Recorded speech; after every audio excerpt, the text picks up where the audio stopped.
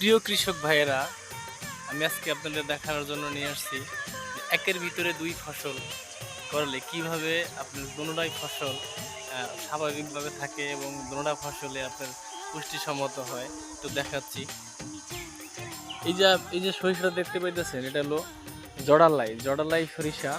এই জডালাই সরিষা খুব দ্রুত বড় হয়ে যায়। এই জডালাই সরিষা দেখতে পাইতেছেন।